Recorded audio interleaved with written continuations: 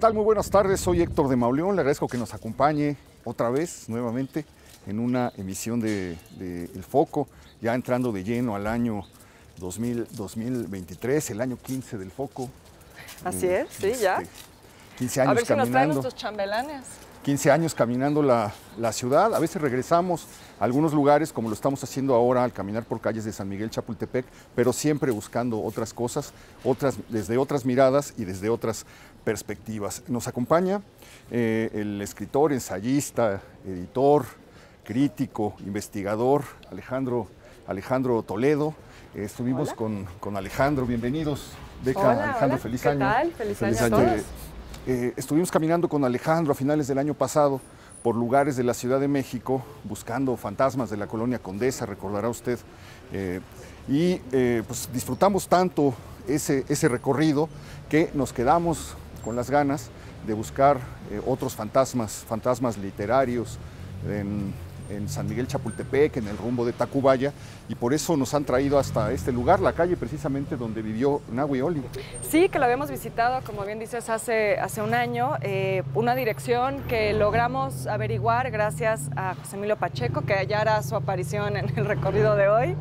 Y bueno, también creo que, Héctor, vale la pena decir que es un muy buen lugar para iniciar el 2023, porque fíjense que en este año la San Miguel Chapultepec cumple 500 años de su fundación, cuando fue fundado como un pueblo de indios en el siglo XVI. Así es, inmediatamente después de la caída de Tenochtitlan se levanta la construcción española, digamos, de lo que hoy es San Miguel Chapultepec, en un poblado que es bautizado precisamente como San Miguel, y que esto a raíz de que en lo alto del cerro de Chapultepec había un adoratorio indígena que es dedicado a San Miguel. Sobre él se levanta un oratorio católico dedicado a San Miguel, y de esta manera se bautiza el lugar por el que estamos caminando. Estamos ahorita en Gelati. Es que estamos en un lugar cargado de historia, lo habíamos comentado en alguna ocasión. Estamos pues en el lugar donde se llevó a cabo la batalla de Molino del Rey, por ejemplo, la batalla de Chapultepec en 1847 durante la invasión norteamericana. Y si usted camina por las calles de esta colonia encontrará los nombres de los protagonistas de la batalla de Molino del Rey, sobre todo el coronel Gregorio Gelati fue uno de ellos, perdió la vida durante ese ataque en el que todo pues volvió a aparecer. A mí me da mucho coraje releer, Alex, Beca, los sucesos de esos días, porque vuelven a aparecer los males mexicanos de siempre. Al general Scott le dicen que en el Molino del Rey los mexicanos están haciendo cañones. Él lanza una ofensiva, era falsa la información, pero él lanza una ofensiva para ir a descubrir y atacar el lugar donde se están fabricando los cañones. Queda en un estado de vulnerabilidad. El general Antonio León, que era gobernador de Oaxaca, había llegado con una milicia a prestar auxilio a las tropas mexicanas, se enfrenta con ellos, los derrota y se habían puesto de acuerdo con el general Juan Álvarez para que Juan Álvarez los atacara por un flanco. Y Juan Álvarez, celoso, envidioso, diciendo ¿por qué se viene a meter? No se movió. Y como no se movió, pues los estadounidenses, habría sido la derrota prácticamente definitiva de ese episodio. Pero como no lo hizo, el ejército yanqui se reorganizó, se reagrupó y se lanzó sobre Chapultepec con los resultados que ya todos conocemos. Entonces, este lugar queda marcado no solo por lo que dice Beca, por los siglos de historia en la que fue una población pegada a la Ciudad de México, con un cementerio que está en donde hoy es el CETRAM. Ayer el cementerio del pequeño pueblito. De hecho, cuando metieron el metro y ahora que han estado haciendo estas torres altísimas en la esquina de Circuito Interior, Avenida Chapultepec y Reforma, han encontrado los restos de ese viejo cementerio, los restos de una vieja calzada que hoy es José Vasconcelos, que pasaba frente al bosque de Chapultepec y se dirigía hacia Tacubaya, y a la vera de todo eso, pues era una pequeña población. Entonces queda marcado este territorio lleno de sembradíos, de campos, por los cadáveres, por los esqueletos, por la metralla de los caídos en las batallas de 1847. Muy cerca de aquí decidió el gobierno del general Comonfort levantar un monumento a los caídos en la batalla de Molino del Rey. Ese monumento permaneció ahí durante mucho tiempo hasta que hicieron la línea 7 del metro. Cuando hicieron la línea 7 dijeron quiten eso porque estorba el paso del tren.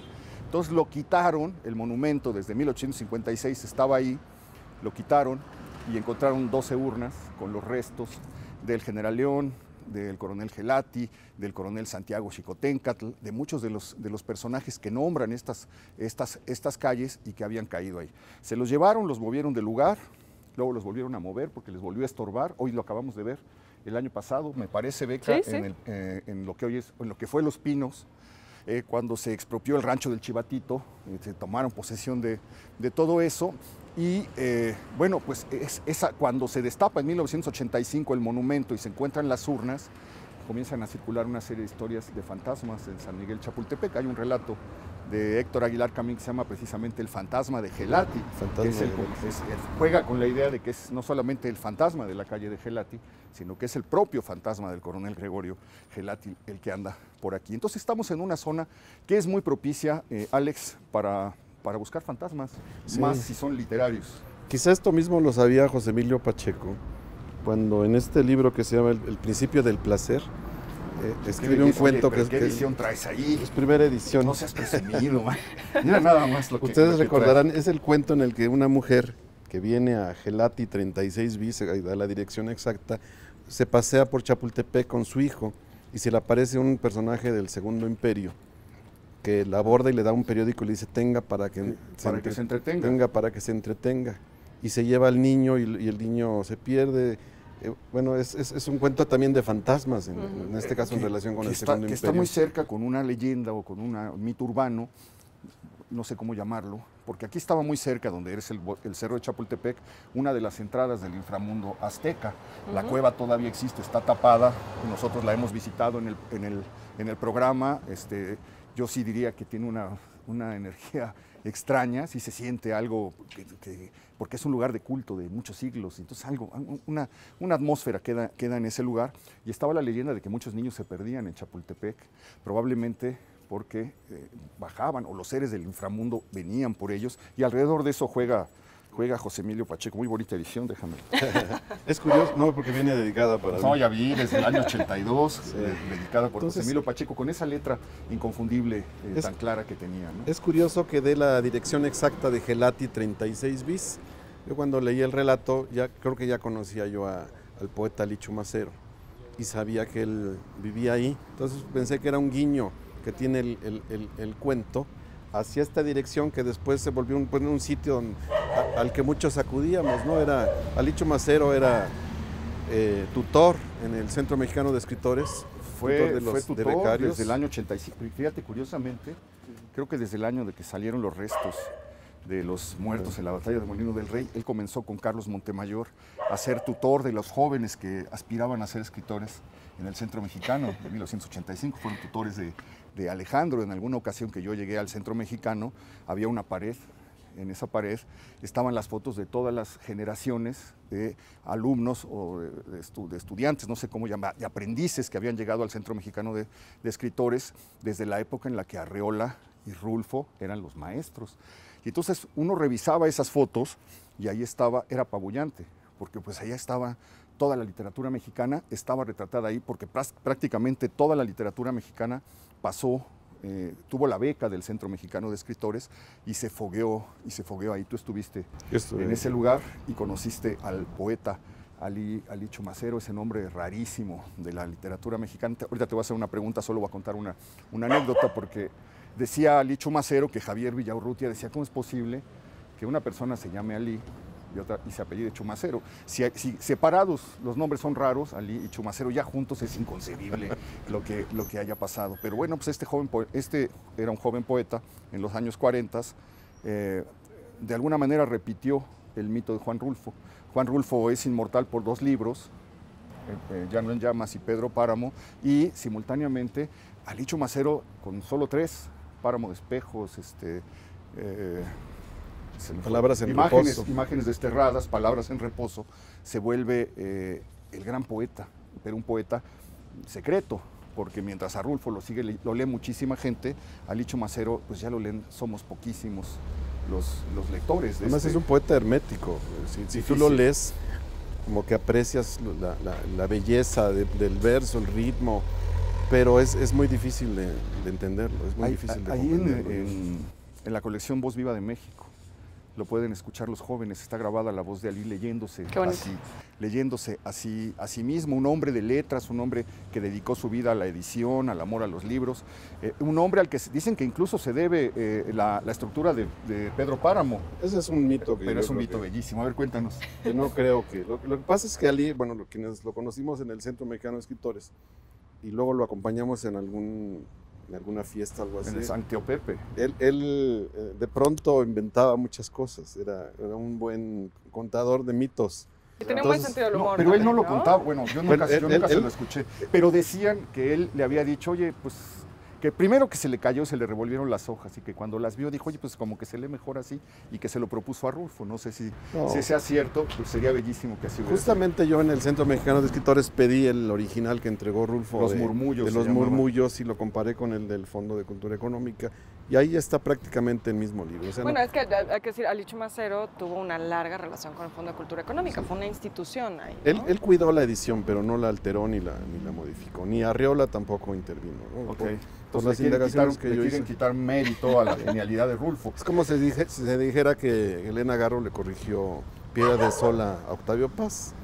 Pues se puede inventar ese mito. Lo leyó y le hizo algún comentario. No sé por qué con Rulfo surgen esas historias que de algún modo... Yo creo que Paz no hubiera admitido el menor comentario. No. Estamos molestando aquí a un perrito, estamos en el Gelati 36 bis, la casa donde vivió y murió don Alí Chumacero. Tenemos la inmensa oportunidad, pues, de entrar al lugar en el que él habitó. Todavía quedan algunas cosas, bueno, el jardín, la entrada, desde luego, la reja, algunas cosas que forman parte del lugar en el que él pasó, pues, la mayor parte de su vida aquí en México. Alguna vez hemos contado la historia de este muchacho que llega de Acaponeta, Nayarit, a una vecindad del centro, acompañado por dos amigos escritores, José Luis Martínez y Jorge González Durán.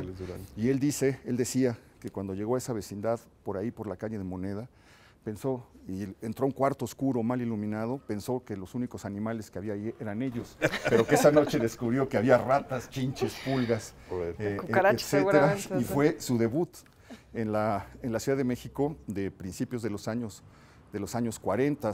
Y luego, pues, con un poema muy sencillo, con 16 versos, se abre las puertas del reconocimiento de la literatura mexicana, el poema de Amorosa Raíz, que es un poema bellísimo, que es tal vez el más conocido de sus poemas hasta la fecha, y eso le sirve, digamos, de manija o de perilla para poder empezar a codearse con escritores, publicar en revistas, es fundador de revistas, trabaja en El Hijo Pródigo, Letras de México, y después comienza su trabajo como editor en el Fondo de Cultura Económica, y luego esa labor que hizo hasta su muerte, casi hasta su muerte, de formar a los jóvenes escritores que en esos años, finales de los 90, finales de los 80, principios de los 90, se estaban fogueando. En el Centro Mexicano de Escritores, justamente, ¿no?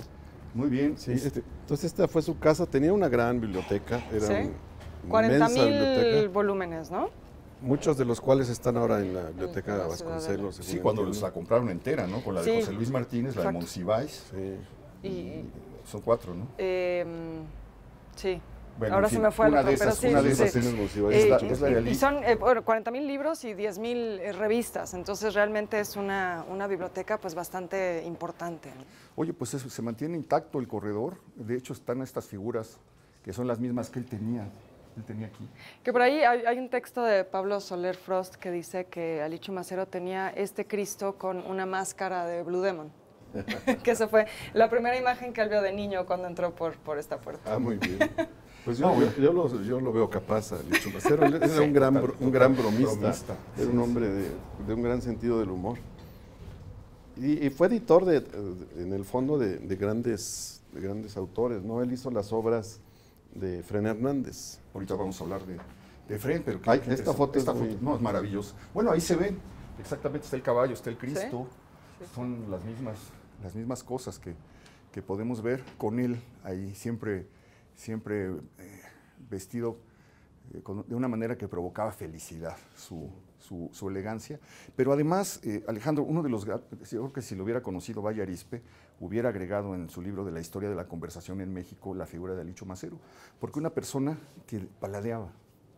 Como pocas personas he conocido el arte de la conversación. Sentarse a hablar con él era un disfrute, escucharlo por la manera en la que iba desenvolviendo las cosas. Cuando uno menos se lo esperaba, soltaba un chiste, una ocurrencia, una cosa que hacía que la gente estallara en carcajadas. Uno podía pasar horas, de hecho pasamos horas, a veces hasta la madrugada, a su lado, porque era un guerrero incansable también. La noche, a pesar de estar ya grande y estar enfermo y todo eso, tenía un gusto por vivir que hacía que la noche no lo venciera. Era de alta resistencia. De altísima resistencia, mis respetos. Yo recuerdo en Zacatecas una vez, como a la medianoche, de pronto se apareció Ali ahí a contarnos que había reencontrado ahí en Zacatecas a una mujer, él decía que se llamaba Emma Jamis, que era parienta de Fayad Jamis, y que había sido su novia a los 20 años. En esa vecindad de la que hablamos, de la que hablé al principio, ahí junto había una muchacha de origen libanés, Emma Carmen, y anduvo con ella.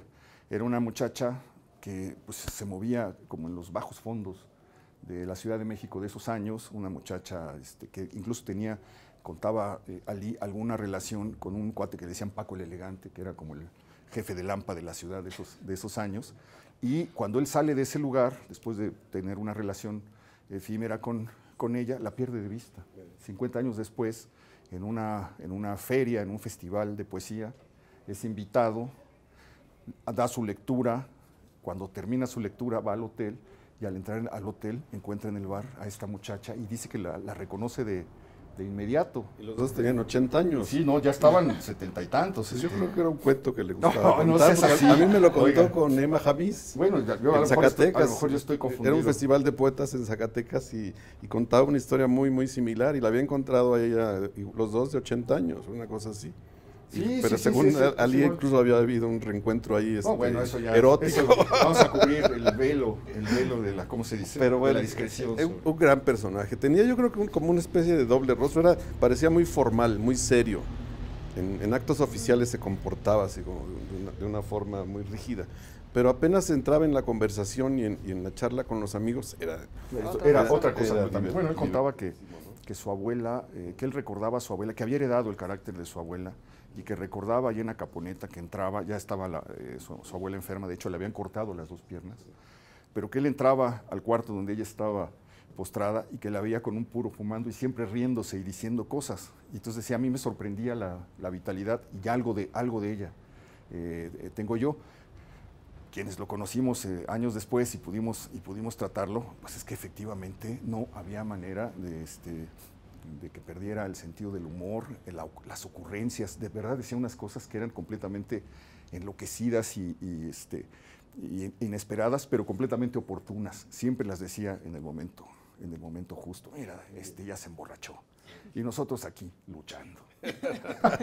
Muy bien. Incluso se puede ver la cocina original. Creo que la casa ya no es casa habitación, pero quedan mucho de lo que Qué bonito. algunos vimos cuando lo visitábamos a Don Ali, ¿no?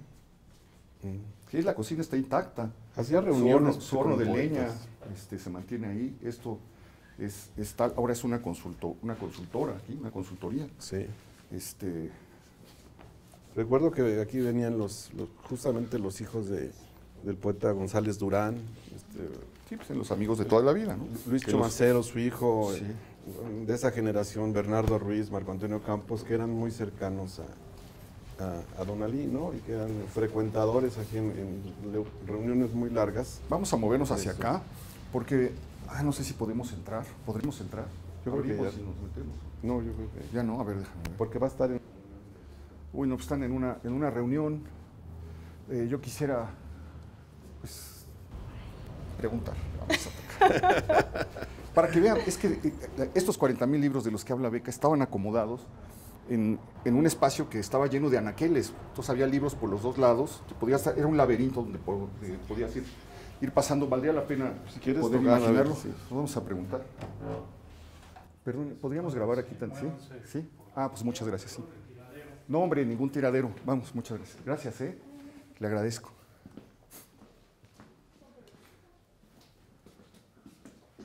Pero miren, aquí tenemos en la parte de arriba una fotografía. Aquí la podemos ver, donde se ve cómo era este espacio, que era en realidad pues, el despacho donde trabajaba, rodeado de libros Ali Chumacero. Pero había al lado, según recuerdo, Alex, Sí, un segundo cuarto. un segundo cuarto donde ya estaba un verdadero laberinto de libros hecho por anaqueles, donde uno podía ir caminando. Pero bueno, pues ahí se ve la magnitud de la biblioteca de una persona que pasó la vida así, rodeada de libros, leyendo, entregada a los libros y haciendo los libros. Ahí en la oscuridad se puede ver a Ali. La foto. Sí, ahí está en el fondo, abajo del cuadro, sentado, ahí con su traje, como siempre. En un sillón. Porque además era una persona muy, muy elegante, ¿no? Le gustaba, además de que siempre se veía como muy entero, vestía muy bien.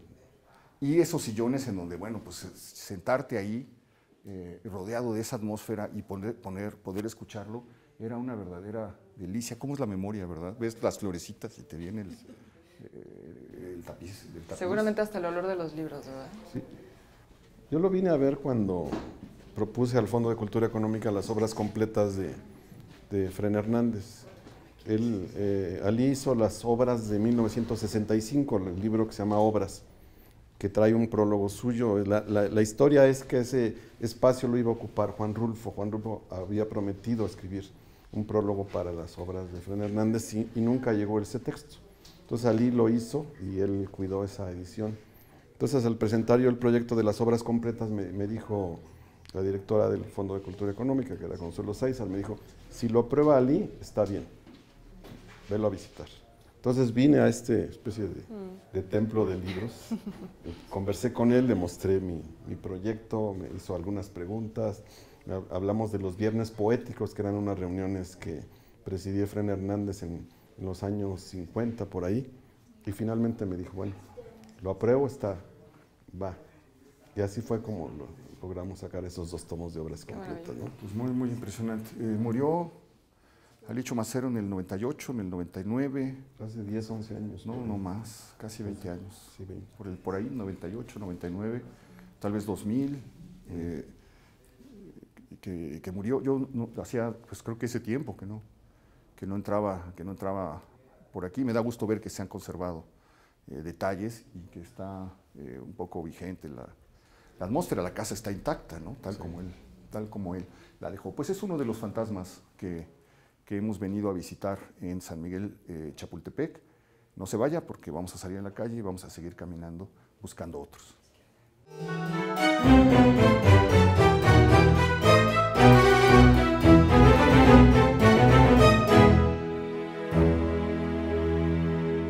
Nos ha traído Alejandro Toledo hasta el número 65 de la calle de Esteva.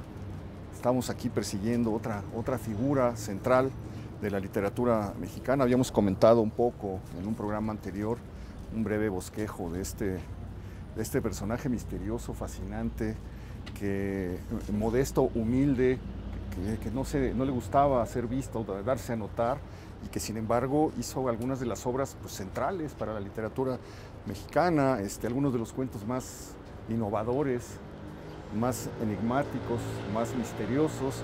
Y también hizo una revista.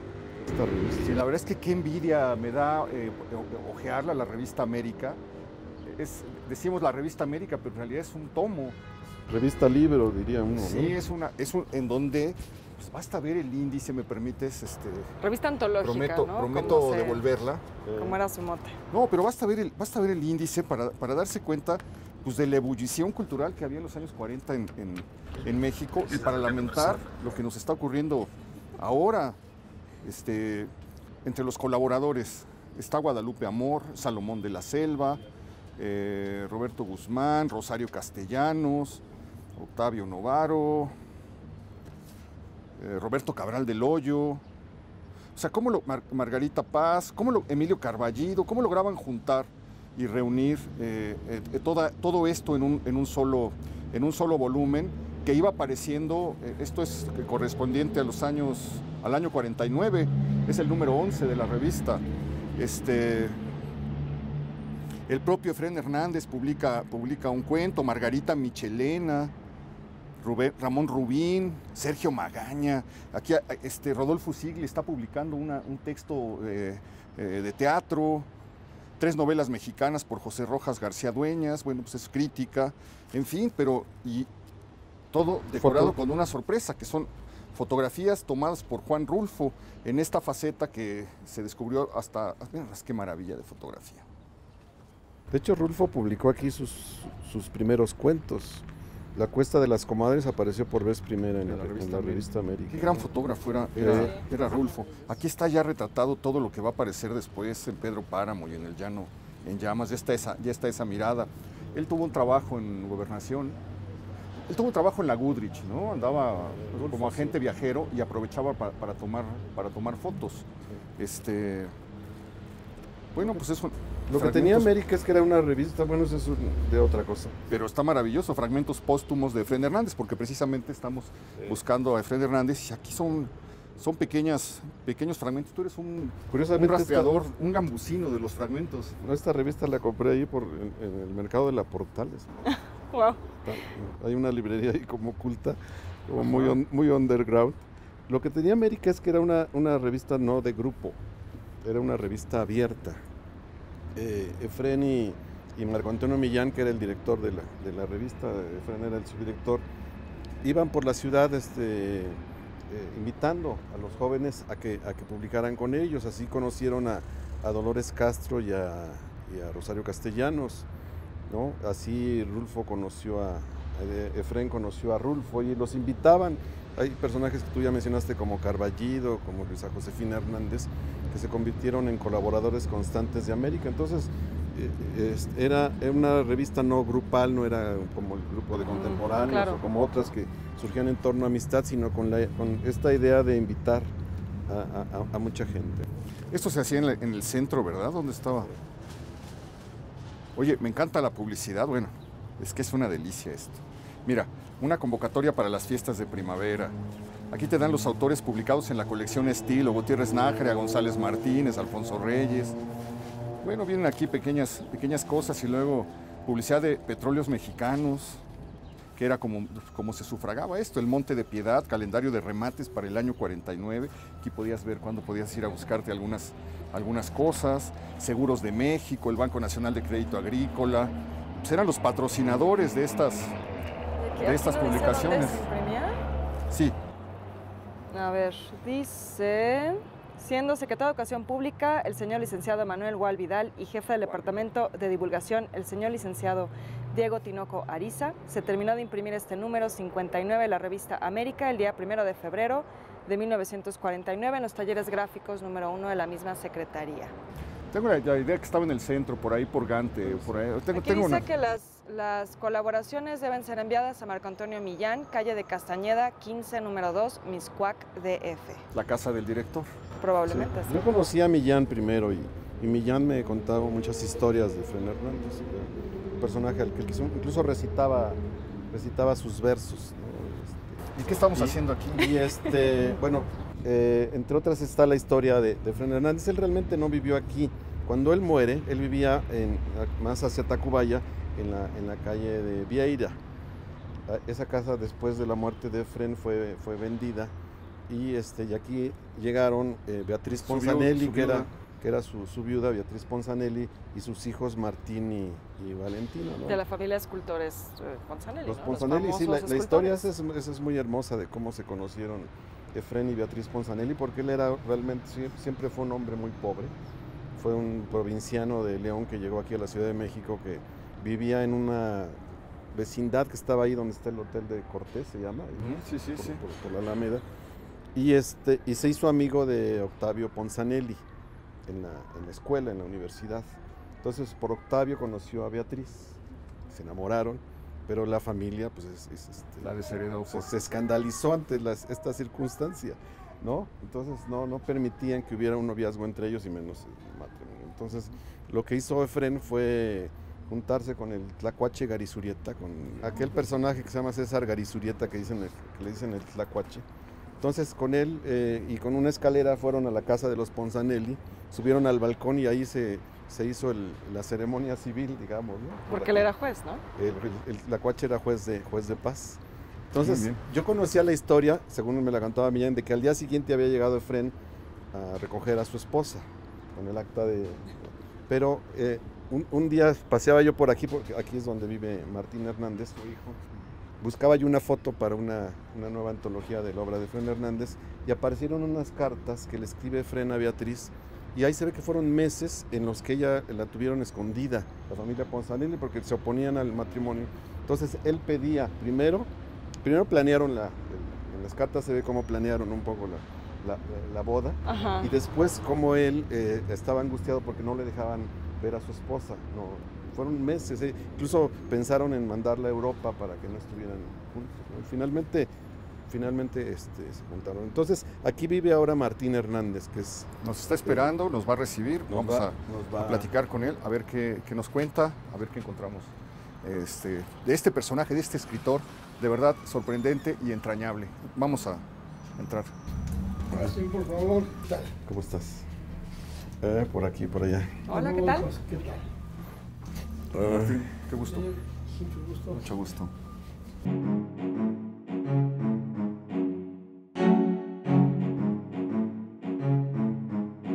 Les estaba contando que ustedes compraron esta casa que después de la muerte de Efrén en 58, 59. Sí, ya mi padre no conoció esta casa. Ajá. ¿Y aquí vivieron quiénes? Pues mi madre, mi hermana y yo. Uh-huh. En principio éramos los habitantes, la población, Uh-huh. a lo largo de decenios, ¿no? ¿En qué año llegaron ustedes aquí?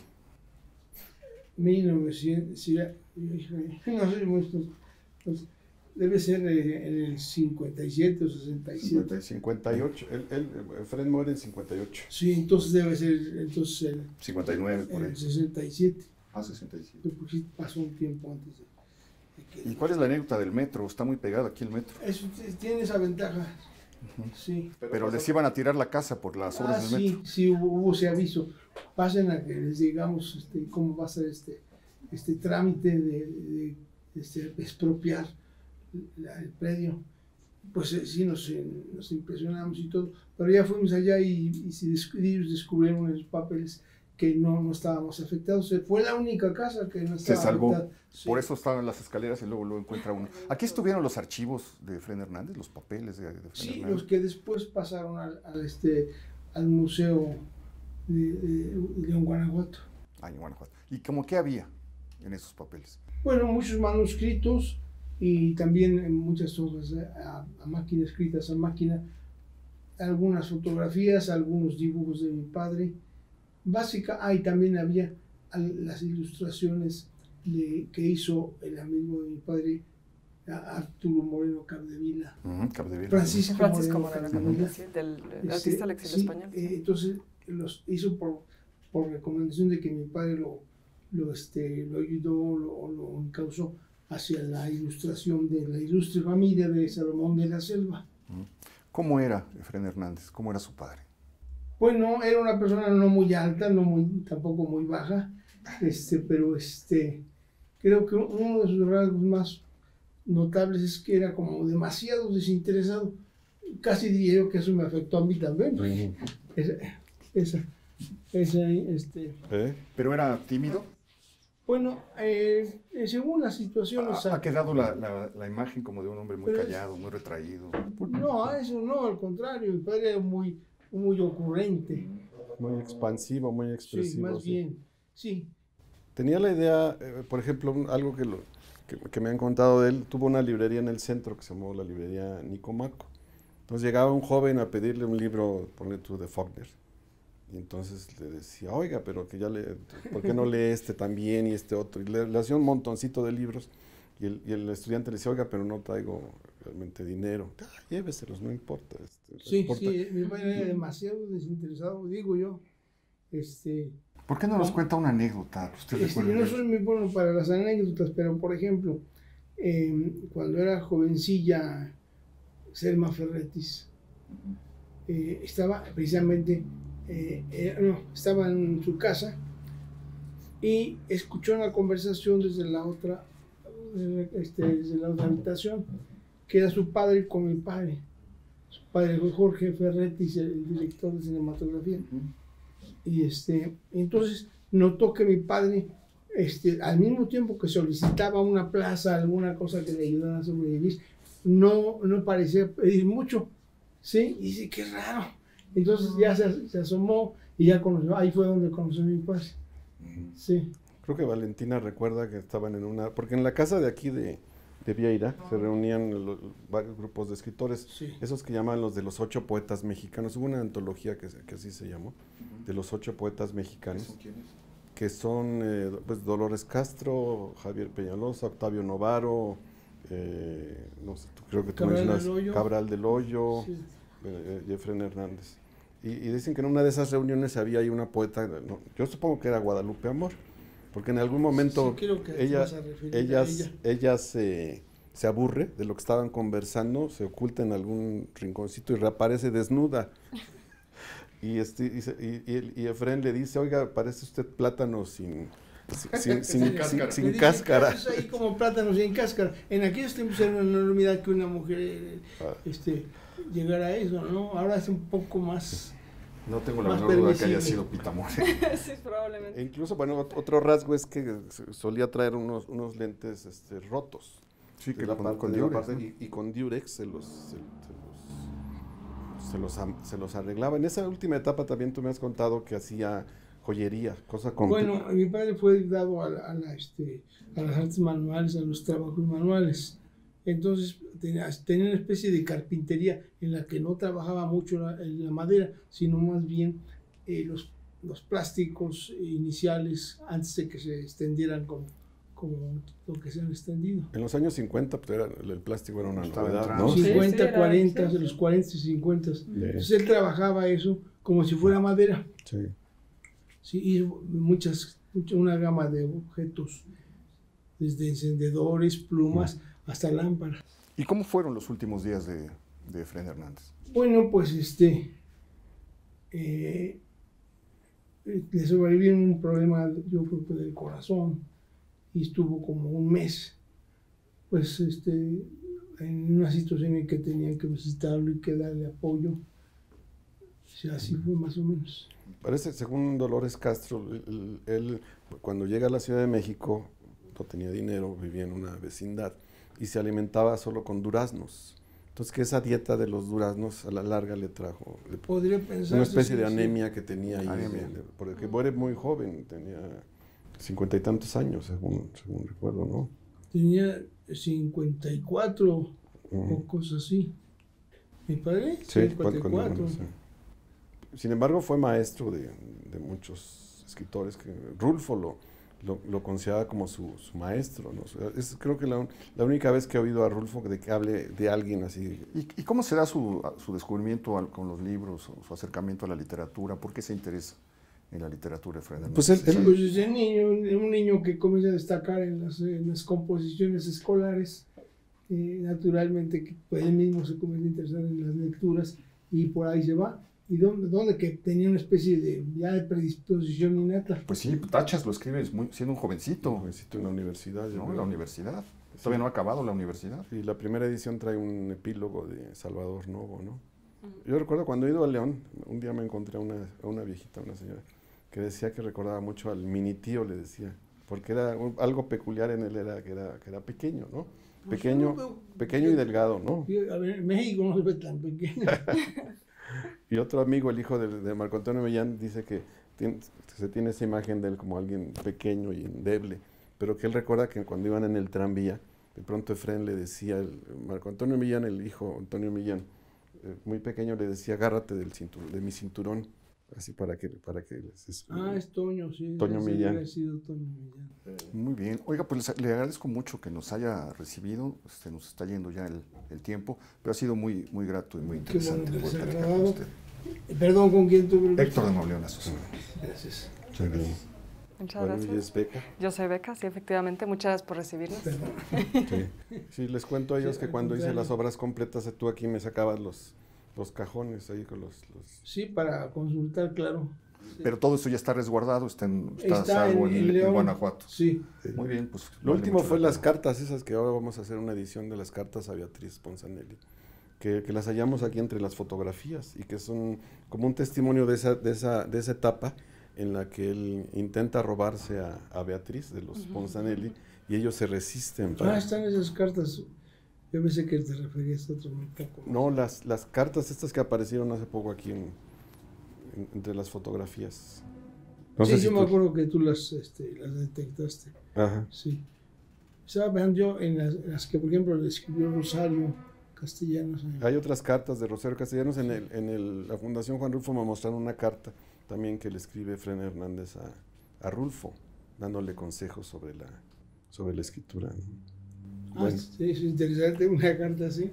Muy bien. Gracias. Pues muchísimas gracias, le agradezco de verdad. Gracias, Gracias a usted Alejandro. por su Ya se interés nos y vino el por- tiempo. Bueno, No, una figura fascinante, un escritor entrañable. Creo que es uno de los grandes favoritos y de los escritores más queridos de la literatura mexicana. Yo digo que poco leído, desgraciadamente, pero vale mucho la pena esta oportunidad para poder acercarnos Además es un a este escritor. un autor inusual, porque su literatura no es Muy de convencional. vanguardia, ¿no? Sí, usa mucho la digresión, parece estar bordando cosas en el vacío y de pronto crea grandes figuras. Sí, son esos relatos en los que parece no estar pasando nada. Vale la pena frecuentarlo. Pues se nos fue el tiempo, le agradezco muchísimo que nos haya acompañado. Gracias, Beca. Gracias, Héctor. Gracias, Alejandro. Gracias, don Alejandro. Martín. Gracias. Sígasela pasando bien y nos vemos la próxima semana, ya lo sabe usted, aquí en El Foco.